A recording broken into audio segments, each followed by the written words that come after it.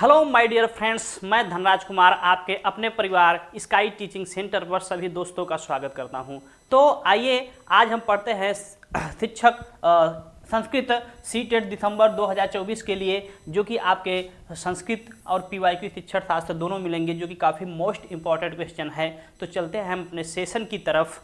यदि आप हमारे चैनल पे नए हैं तो हमारे चैनल को सब्सक्राइब करिए, लाइक करिए और अपने दोस्तों के साथ शेयर करना न भूलें। हम चलते हैं पहले ही अपने क्वेश्चन की तरफ। पहला ही क्वेश्चन है कि क्या बोल रहा है कि अधोलिखित पहला ही गद्यांश है, जो कि गद्यांश 39 से लेकर 45 तक आपका रहेगा गद्यांश। उसमें से आपको आंसर चुन के आपको पढ़ना, उत्तर देना है। अधोलिखितम गद्यांश पठित्वा, अधोलिखित मतलब नीचे दिए गए गद्यांश को पठित्वा पढ़ करके, त्वा प्रत्यय है, तदा आधारित प्रश्नानाम, उसके आधार पर प्रश्नों का विकल्प सबसे अच्छा उत्तर और उचिततम, जो सबसे उचित उत्तर होगा उसको आपके चुन करके लिखना है। आपका गद्यांश कह रहा है, क्या कह रहा है कि उदयनः नामः को अपि भूपः आसीत्। उदयन नाम का कोई भूप मतलब राजा, आसीत मतलब था। क्या था भैया? उदयन नाम का कोई राजा था। को अपि मतलब कोई भी था, उसका नाम फिक्स नहीं है कौन था। ठीक है, आगे बोल रहा है एकदा सह निज भवने सुखम सुप्तः। एकदा एक बार, सह मतलब वह, निज अपने, भवने मतलब भवन में, सुखम मतलब सुखपूर्वक, सुप्तः मतलब सो रहा था। क्या कर रहा था? उदयन नाम का कोई राजा था और आराम से बढ़िया खा पी के एकदम मस्त से वो क्या कर रहा था, एकदम अपने भवन यानी अपने महल में, राजमहल में सुप्तः यानी सो रहा था। तदा सह स्वप्ने 3 मूषकान अपश्यति। उसने क्या किया? वह स्वप्ने यानी स्वप्न में, 3 मतलब 3, मूषकान, मूषकान माने मूस, जिसको गांव में मूस बोलते हो, जिसे आप लोग क्या बोलते हो? रैट बोलते हो। क्या बोलते हो? रैट यानी चूहा। किसको? चूहे को, 3 चूहों के अपश्यत मतलब देखा। अब पूछ सकता है कि उसने, जो राजा है, किसको देखा? स्वप्न में किसको देखा? 3 चूहे को देखा। अब आगे बोल रहा है तेषु एकः पुष्टांग। तेषु मतलब उनमें से, एकः मतलब एक, पुष्टांग मतलब खूब खाया पिया हिष्ट पुष्ट था हमारे जैसा, और दूसरा अपरह मतलब दूसरा, कृष तनु मतलब एकदम दुबला पतला था, मरियल आदमी, मरियल टाइप का था। ठीक है, और तृतीय अस्तु सर्वथा अंध, और जो बेचारा तीसरा था वो सर्वथा अंधर था, मतलब एकदम आन्हर था, उसको कुछ नहीं दिखा देता, इसे जैसे कैसे अपना टोटा के काम चला लेता था। तो आपका पहला क्या था? वो इसमें पुष्टांग था, जो अपरह दूसरा था वो दुबला पतला था, और जो तीसरा था वो क्या था? सर्वथा अंध था। एव आसीत मतलब ऐसा ही उसने, आसीत मतलब देखा था। ठीक है, ये ही था, आसीत मतलब था। अब आगे बोल रहा है प्रातः प्रतिबुद्ध उदयनः विख्यातः शकुनज्ञः आहूय तम अपृच्छत्। मतलब प्रातः सुबह सुबह में ही, जो प्रतिबुद्ध है मतलब जैसे सुबह सुबह ही उठ करके, उदयन मतलब उठ करके, विख्यातम जो खूब विख्यात हो, जो खूब प्रसिद्ध हो, विख्यातम मतलब जो खूब प्रसिद्ध हो। क्या हो? प्रसिद्ध हो। जो अल्पज्ञ रहता है उसको कम जानने वाले रहते हैं, और जो खूब प्रसिद्ध रहता है वो खूब विख्यात रहता है, और उसको क्या करे? उदयन उठ के विख्यात है शकुनज्ञ। शकुन मतलब होता है जो शकुन अपशकुन को बताने वाले होते हैं, जिसको आप बोल लो, क्या बोल दो गांव में, जैसे ज्योतिष वोतिष बोल दो, उसको बोल दिया। आहूय तमह अपृच्छत। आहू मतलब उसको बुलाकर, तम मतलब उससे, अपृच्छत मतलब पूछे। जो शकुनज्ञ था, जो विचार करने वाला था, ज्योतिषी था, उसको बुला करके पूछे। अब क्या पूछे? भद्र, हे भाई, अद्य आज, प्रत्युषे मतलब सुबह सुबह, मया मेरे द्वारा, तृतीया है, अहम माम मया मह्यम, ये वाला मया है, एक स्वप्न दृष्ट है, एक स्वप्न देखा। मैं आज सुबह सुबह ही एक स्वप्न देखा। अहम 3 मूषकान अपश्यम। अहम मतलब मैं, 3 मतलब 3, मूषकान मतलब चूहे को देखा। अब हमने सुबह सुबह, भैया आ जाओ, हमको बताओ कि हमने सुबह सुबह सपने में और आपके सपने में देखा था कि 3 चूहे को देखा था। तेषु उनमें से एकः पुष्टांग, एक क्या था, हिष्ट पुष्ट था, मोटा तगड़ा, एकदम खा पी के एकदम अपना बॉडी वॉडी बनाया था, हमारे टाइपराइटर भैया के जैसा। अपरह दूसरा, कृष्णतनु, और दूसरा जो था बिल्कुल दुबला पतला था हमारे जैसा। और अगले बोल रहा है तृतीय तू सर्वथा, और जो तृतीया था, जो तृतीय मतलब जो तीसरा चूहा था, सर्वथा अंधः एव आसीत, और जो तीसरा चूहा था वो बेचारा सर्वथा आन्हर था, मतलब उसको दिखाई उखाई नहीं देता था। एव ही आसीत मतलब था। अस्य स्वप्नस्य कः अर्थः इति कथयः। अस्य मतलब इस स्वप्नस्य, स्वप्न का षष्ठी है, कह मतलब क्या, अर्थ मतलब है, क्या अर्थ है, इति कथयः, इति मतलब ऐसा हमें बताओ या कहो कि इस सब का अर्थ क्या है। किससे पूछ रहे हैं, राजा, कौन राजा, जो उदयन है वो पूछ रहे हैं किससे, जो शकुनज्ञ हैं, जो विचार करने वाले होते हैं, जो ज्योतिषी होते हैं। आप इनको क्या दे दो, ज्योतिषी, क्या दे दो, जो ज्योतिषी होते हैं, ज्योतिषी होते हैं, उनसे पूछ रहे हैं कि इन तीनों का क्या अर्थ है, क्या तात्पर्य है। कभी गाँवों में आप लोग सपना अपना देखते हैं तो देखते हो ना कि जैसे कोई रास्ते में बिल्ली काट दी, इसका मतलब क्या हुआ। कोई हमें सुबह सुबह विधवा औरत दिख गई तो ये क्या होगा, ये सब गाँव में बताने वाले लोग ज़्यादा रहते हैं। तो इसीलिए उन्होंने शकुनज्ञ को बुलाया कि हमने सपने में 3 चूहे को देखा है भैया, उसका ज़रा सा मतलब बताओ क्या होगा। अब क्या, जो शकुनज्ञ था, प्रति उत्पन्नमति ही, प्रति उत्पन्नमति मतलब होते हैं उत्तर को देखकर तुरंत उत्तर दे देना। मतलब जैसे इंग्लिश में बोलते हैं जिसे प्रेजेंट ऑफ माइंड, जिसका कि आप जैसे कोई कुछ बातें कहो उसका उत्तर आपको तुरंत सोच के दे दे। तो वो शकुनज्ञ कैसा था, तुरंत उसका प्रेजेंट ऑफ माइंड काफ़ी तेज काम करता था। प्रत्यु उत्पन्नमति आसीत मतलब था, वो तुरंत उत्तर देने वाला था। सह वह नृपम अवदत, नृपम मतलब राजा से, अवदत मतलब बोला। हे राजन, हे राजा, यह पुष्टांग, यह मतलब ये जो पुष्टांग मतलब हिष्ट पुष्ट, मुस्कह मतलब मूसक है, तम त्वः स्व सचिवम अवगच्छत, उसे आप, तम मतलब अपना, सचिव मतलब मंत्री, अवगच्छत मतलब समझो। जो आपका जो पहला वाला चूहा है काफ़ी खा पी के मोटा है, हिष्ट पुष्ट है, उसे आप अपना क्या समझो, मंत्री समझो, कि मंत्री खा पी के खूब मोटे हो रहे हैं। और जो यह कृष्णतनु मूषकः, और जो दुबला पतला चूहा है, मूस है, तम आत्मनः प्रजा जनम मन्यस्वः, और उसे, और जो दूसरा पतला दुबला चूहा है, आत्मनः अपना क्या, प्रजाजन मन्यस्वः मतलब मानो या समझो, और जो दूसरा दुबला पतला चूहा है उसे अपना प्रजा मानो। बोल रहे हैं भैया अब तीसरे का क्या होगा, हम तीसरा काहेला देखे हैं हो। यह सर्वथा अंधः तम तू आत्मनम एव अवगच्छ, और जो तीसरा चूहा है जो सर्वथा अंधा है उसे तुम आत्मन एव, आत्मन मतलब अपना, एव मतलब ही, अवगच्छत मतलब समझो। और जो तीसरा है भैया उसे आप स्वयं समझो कि वो तीसरा वाला जो अंधा है वो हम ही हैं, मतलब राजा साहब अंधे हैं कि हमारे राज्य में, प्रजा में क्या हो रहा है, मंत्री लोग सब खा पी के मोटे हो रहे हैं और प्रजा की खून चूस चूस करके, और हमारे जो प्रजा बेचारे हैं वो दुबले पतले हो रहे हैं। ठीक है, ये रहा आपका गद्यांश। अब चलते हैं हम इस पे जो आधारित प्रश्न है उसके ऊपर चलते हैं प्रश्न पे।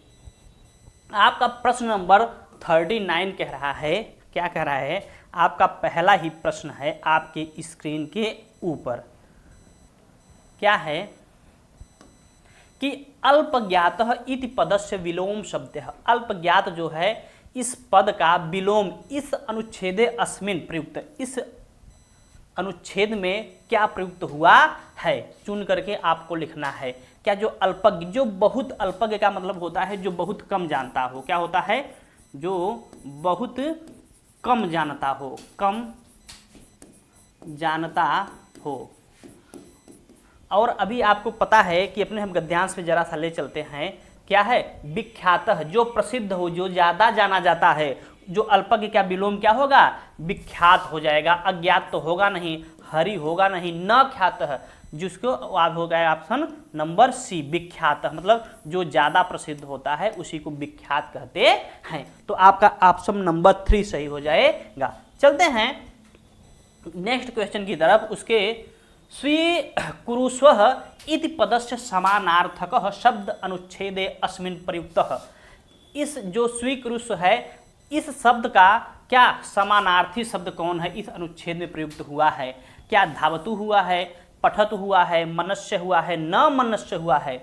मतलब जो स्वीकुर मतलब स्वीकार करने का, जो स्वीकार करते हैं, मानते हैं, तो आपका क्या हो जाएगा आंसर? आंसर हो जाएगा आपका क्या हो जाएगा? मन्यस्व। जो मानते हैं, जो स्वीकार करते हैं, मानते हैं, आपका आंसर नंबर न मन्यस्व। नहीं मानते हैं, पठतु धावतु ऐसा तो कुछ है ही नहीं, तो आपका आंसर नंबर इसमें भी सी फॉर कैलिफोर्निया। ठीक है, आगे चलते हैं।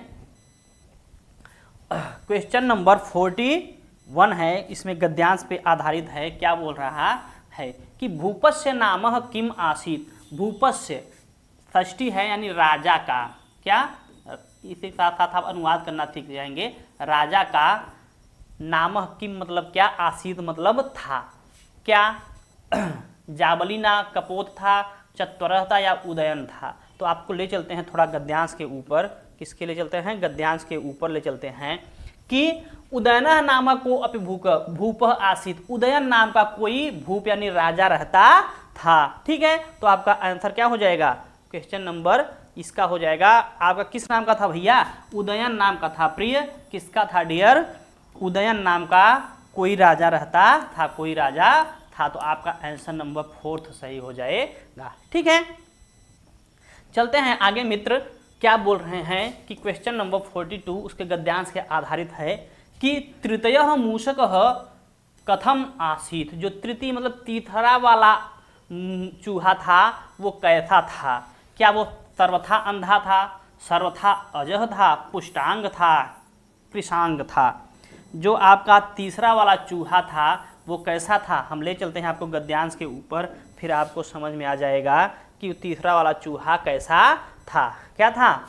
जो तृतीय तु सर्वथा, इधर है, इधर भी आ है, तेसु एकः पुष्टांग अपरः कृशतनु। तृतीय सर्वथा अंधः। जो तृतीय तु चूहा था वो सर्वथा कैसा था? अंधा था भैया। कैसा था? जो तृतीय वाला था वो सर्वथा कैसा था? अंधा था। तो तृतीय वाला कैसा था? सर्वथा अंध यानी आंधर था बेचारा उसको। और जो पुष्टांग था वो कहला था पहला वाला चूहा था। कैसा था? पहला वाला चूहा था जो पुष्टांग हिष्ट पुष्ट था। और जो दूसरा वाला चूहा था वो दुबला पतला था। कौन था? दूसरा वाला चूहा। कौन? दूसरा वाला चूहा क्या था भैया? वो कृशांग था यानी दुबला पतला था। और जो सर्वथा अंधा था जिसको उसने राजा को बताया था कि सर्वथा अंध।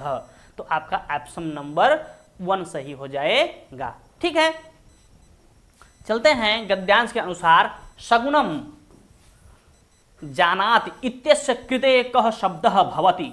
इस शब्द का मतलब कौन सा होगा?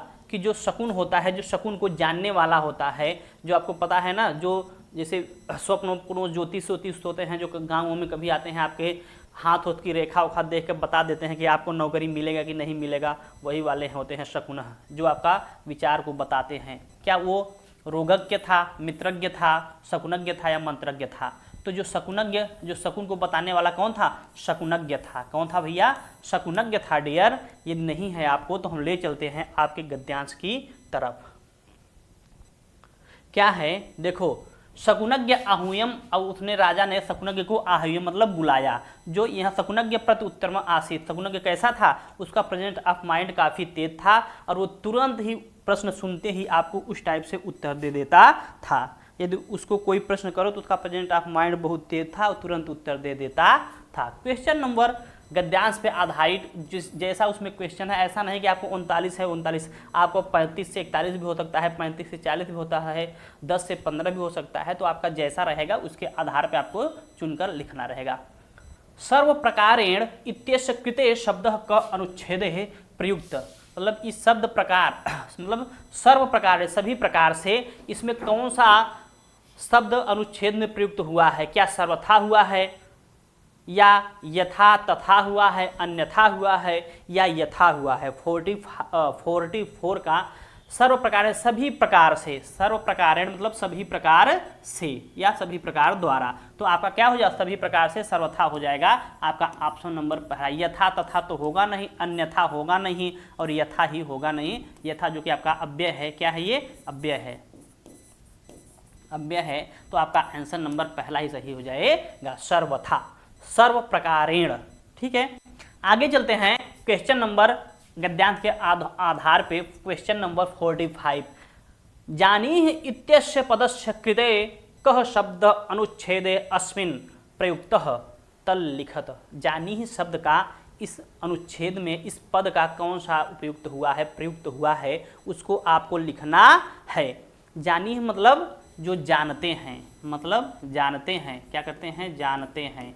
इसका हुआ है क्या, अनुचर हुआ है, अनुधाव हुआ है, अनुगच्छ नहीं हुआ है, इसका अवगच्छ हुआ है। जो जानते हैं, जो जानने वाले होते हैं, अवगच्छ प्रयोग हुआ है। इस आपको किसके, आपको जो आपका पैराग्राफ दिया है, अनुच्छेद दिया है, उसी के आधार पर आपको चुन करके और जो सबसे उचित उत्तर रहेगा उसी को लिखना होगा। ठीक है, चलते हैं हम अगले क्वेश्चन की तरफ। अच्छा, आपका आ गया है अब शिक्षण शास्त्र का क्वेश्चन। कैसा आ गया डियर, शिक्षण शास्त्र का क्वेश्चन आ गया। कैसा आ गया डियर, हमारा शिक्षण शास्त्र का क्वेश्चन आ गया। निम्नलिखितेषु किम शब्दावली, मतलब शब्दावल्या है, शब्दावली पठन प्रक्रिया अभिन्न भागः अस्ति। निम्नलिखित में से कौन सी शब्दावली पठन क्रिया का अभिन्न भाग है? क्या विन्यास है, प्रत्यय है, लोकोक्ति है या उपसर्ग है? ये तो आपका क्या हो जाएगा, जो पूछ क्या रहा है कि आपका शब्दावली का कौन सा भाग है। ये जो प्रत्यय हैं, लोकोक्ति हैं, उपसर्ग हैं, ये सब किसके हो गए, आपके ये व्याकरण के हो गए। किसके हो गए, व्याकरण के हो गए। तो जो आपका विन्यास है, वर्ण विन्यास, जो वर्णों का विन्यास होता है, छोटे छोटे वर्ण से बड़े वर्णों को तोड़कर जोड़कर पढ़ा जाता है, वो पठन क्रिया का एक अभिन्न भाग होता है। ये सब इसके प्रत्यय और लोकोक्तियाँ और ये उपसर्ग, ये इसके भाग नहीं है। तो आपका आंसर नंबर पहला ही सही हो जाएगा। ठीक है, चलते हैं अपने अगले क्वेश्चन की तरफ। हमारा अगला क्वेश्चन क्या कह रहा है, आपका क्वेश्चन नंबर सेकंड रहा आपके स्क्रीन के ऊपर। व्याकरण शिक्षण संदर्भे भ्रांतिपूर्ण पूर्वधारणा अस्ति। व्याकरण शिक्षण के संदर्भ में भ्रांतिपूर्ण और पूर्वधारणा अस्ति। जो भ्रांतिपूर्व धारणा है वो क्या है, आपको बताना है कि समृद्ध, पहला ऑप्शन है समृद्ध साहित्यिक परिवेश एवंच भाषिक परिवेशे अपि व्याकरणस्य जटिल नियमाः अधिगृह्यन्ते। कि समृद्ध साहित्य के परिवेश में एक भाषी परिवेश भी व्याकरण में जटिल नियम को अधिग्रहण करते हैं। ऑप्शन नंबर बी कह रहा है कि वाचन द्वारा अथवा लेखन के द्वारा व्याकरणात्मक नाम, विकल्पा नाम, विस्तरणम उत्तमम रूपेण भवति। व्याकरण के वाचन के द्वारा, लिखने के द्वारा व्याकरण के विकल्पों का क्या करते हैं, विस्तारण करके उत्तम रूप भवति मतलब होता है। ऑप्शन नंबर सी कह रहा है व्याकरणत्वानां शिक्षणं पृथक रूपेण कृत्वा भाषण लेखनम वा पठितव्यम। के व्याकरण को और शिक्षण को पृथक अलग रूप से करके भाषा या लेखने के रूप में पठितम होता है। और छात्र कृत त्रुटि नाम संशोधनात्मक प्रक्रिया अपि लाभ हो। छात्र की जो त्रुटियां होती हैं, त्रुटियां संशोधन करके जो प्रक्रिया का अधिक लाभ होता है। तो आपका क्वेश्चन नंबर दूसरा का क्या हो जाएगा, क्या बोल रहा है कि जो भ्रांतिपूर्ण हो रहा है, जो भ्रांतिपूर्ण हो रहा है, तो आपका ऑप्शन नंबर सेकंड हो जाएगा। क्या हो जाएगा, आपका ऑप्शन नंबर सेकंड हो जाएगा। क्या हो जाएगा, वाचन द्वारा अथवा लेखन द्वारा क्या होता है, व्याकरण विकल्पों को अब विस्तारम उत्तम रूपेण भवते। अब या तो किसके द्वारा, व्याकरण के रूप में विकल्पों का या तो विस्तरण या उत्तमम रूप भवत होता है। ऐसा क्या होता है, ये भ्रांतिपूर्ण अवधारणा है। कैसी है, भ्रांतिपूर्ण अवधारणा है। आगे चलते हैं क्वेश्चन नंबर तीसरा। को अपि मिश्रितः, कोई मिश्रित क्षमता समूह कस्मिन् संदर्भे विषमः। कोई मिश्रित क्षमता के समूह में किसी संदर्भ में विषम कैसे हो सकती है? क्या अर्थ स्तर संदर्भ में विषम मतलब अलग हो सकती है, या लिंग आयु संदर्भ में, सामाजिक स्तर में, या ज्ञान कौशल के संदर्भ में? तो आपका किसी को ज्ञान कौशल के आधार पे आपका भिन्न हो सकता है। किस पे हो जाता है? सामाजिक स्तर पे आप भिन्न नहीं कर सकते हैं, लिंग के भी नहीं कर सकते हैं, इस पे ज्ञान और संदर्भ के कौशल पे आप अलग कर सकते हैं, उसका अलग होता है। तीसरा का फोर्थ हो जाएगा। ठीक है। क्वेश्चन नंबर फोर्थ, कस्मिन अपि, कोई भी पाठ्यवस्तु संदर्भ में मूल्यम इति शब्देन कह अभिप्राय, मूल्य का क्या अभिप्राय है? किसका मूल्य का क्या अभिप्राय है? क्वेश्चन नंबर फोर्थ कह रहा है कि मूल्य का क्या अभिप्राय है। शब्दस्य संदर्भगत अर्थ अभिव्यंजना, अभिव्यंजना मतलब होता है आपका कि अपने विचारों का अभिव्यक्ति, अभिव्यंजना मतलब होता है, क्या होता है? विचारों का अभिव्यक्त होता है। अभिव्यंजना मतलब अपने विचारों की अभिव्यक्त होता है। और जो विशिष्ट संदर्भ में, किसी विशिष्ट संदर्भ में शब्द का प्रयोग करना, और शब्द से विभिन्न प्रकार प्रयोग, शब्दों का विभिन्न प्रकार से प्रयोग करना। ऑप्शन नंबर 4 का है शब्दस्य शब्दकोशीय अर्थ, शब्दों के शब्दकोश का अर्थ। तो आप किसी पाठ का जो मूल्य होता है, उसका उद्देश्य होता है, क्या होता है? आप संदर्भगत अर्थ होता है, क्या होता है? जहाँ पे संदर्भगत आंसर दिख जाए आपको, ये क्या होता है? ये पॉजिटिव वर्ड होता है। तो आपका ऑप्शन नंबर पहला ही सही हो जाएगा। संदर्भगत अर्थ अभिव्यक्त करने के लिए क्या इसका मूल्य होता है? किसी भी पाठ्य वस्तु का जो मूल्य होता है उसका होता है, तो आपका पहला आंसर हो जाएगा। ठीक है, आगे चलते हैं। यत किंचित पाठ्यते तदेव तद्गुणानाम वा अवगम्यते इति आवश्यकम न किम कारणम। आपको न देखना है, क्या देखना है? न किम कारणम। कोई भी मतलब कहने का मतलब है किसी भी पाठ को पढ़ाते समय तद्गुणाम अवगम्यते, कोई भी जैसा आप पढ़ाते हो क्या बालक उसी प्रकार से ग्रहण कर लेता है, क्या उसी प्रकार से अवबोध कर लेता है? यदि ऐसा आवश्यक नहीं है तो उसका क्या कारण है? जैसे हम आपको कुछ बता रहे हैं, कुछ आपको सिखा रहे हैं, तो क्या जैसा हम बता रहे हैं आप बिल्कुल वैसा ही ग्रहण कर पाओगे? नहीं कर पाओगे। इसका क्या मतलब, ये आवश्यक क्यों नहीं है, इसका क्या कारण है? तब आपका पहला कारण बता रहा है कि छात्र विभिन्न क्षमता युक्ता भवन्ति।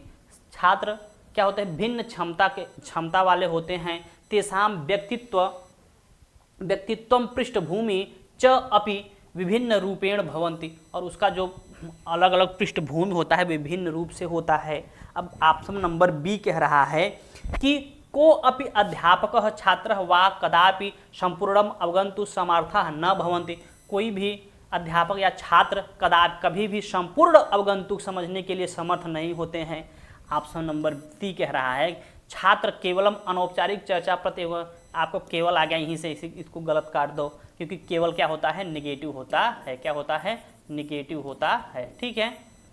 अध्यापिका नाम सामाजिक आर्थिक स्तरे अत्यधिक भेद भवत। अध्यापक अध्यापिका जो सामाजिक स्तर पे वो अत्यधिक भेद होता है कि तुम अलग से हो, तो आपका आंसर क्या हो जाएगा? न हो पाएगा। तो आपका आंसर हो जाएगा पहला सही हो जाएगा कि जो विभिन्न प्रकार के छात्र होते हैं सभी का क्या होता है? सभी का जो क्षमता होता है, सभी का समझने की विभिन्न क्षमता युक्त होते हैं, और उनकी जो अलग अलग पृष्ठभूमि पे होते हैं, कोई कहाँ पृष्ठभूमि से है, कोई कहाँ से होती है, सबकी अलग अलग क्षमता समझने की क्षमता होती है। सभी बालक अलग अलग क्षमता के अनुसार सीखते हैं। तो आपका आंसर नंबर पहला ही सही हो जाएगा। ठीक है। सब अलग अलग, कोई कहाँ से आता है, कोई कहाँ से आता है, ये सब अलग पृष्ठभूमि से हैं, इसलिए वो लोग समझ नहीं पाते हैं। क्वेश्चन नंबर 6 कह रहा है निम्नलिखितेषु किम चतुष्टयम विभिन्न कारकम वाचनम। वाचन का कौन सा एक भिन्न प्रकार है? ठीक है। क्या? अवलोकनम, विहगावलोकनम, अवलोकनम, अन्वेषणम, उद्घाटनम। जो आपका बोला है कि जो इसका वाचन के जो प्रमुख होते हैं, किस प्रकार से पढ़ा जाता है, या प्रसन्नता, सूचना विस्तारम, ये सब आपने पढ़ा ही नहीं है। जो ये आपका स्कीमिंग, विहाग अवलोकन मतलब स्कीमिंग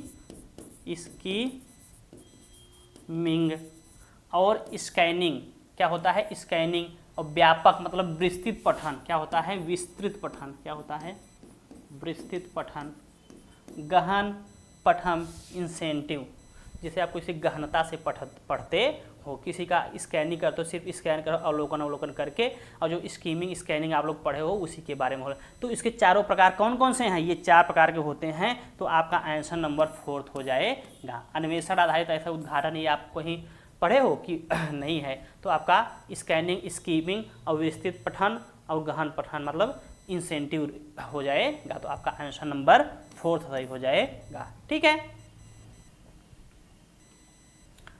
क्वेश्चन नंबर 7 बोला है परिप्रेक्षा पूछने के संदर्भ में आधारित अधिगमनम,